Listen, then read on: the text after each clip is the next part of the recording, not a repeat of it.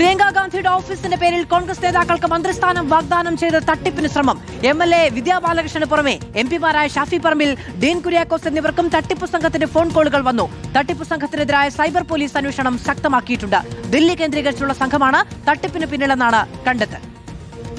Elathur MLA വിദ്യാ ബാലകൃഷ്ണനെ വിളിച്ചത് ഡൽഹിയിലെ cyber തട്ടിപ്പ് സംഘം.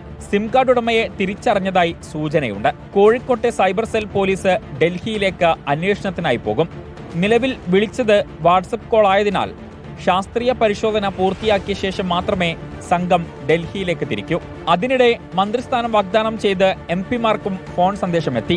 ഷാഫി പറമ്പിൽ, ഡീൻ കുര്യാക്കോസ് എന്നിവരെയാണ് തട്ടിപ്പ് സംഘം ബന്ധപ്പെട്ടത്. കോൺഗ്രസിന് ഒരു പ്രാതിനിധ്യം കിട്ടിയിട്ടില്ല, പ്രത്യേകിച്ച് ഇടുക്കി ജില്ലയിൽ നിന്ന് ഒരു പ്രാതിനിധ്യം കിട്ടിയിട്ടില്ല.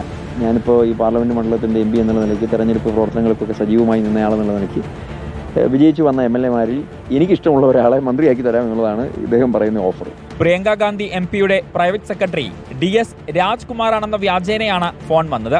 3 കോടി നൽകിയാൽ മന്ത്രിസ്ഥാനം നൽകാമെന്നായിരുന്നു വാഗ്ദാനം. സംഭവത്തിൽ DS രാജ്കുമാറിന്റെ പരാതിയിൽ പോലീസ് കേസെടുത്തു. റിപ്പോർട്ടർ, കോഴിക്കോട്.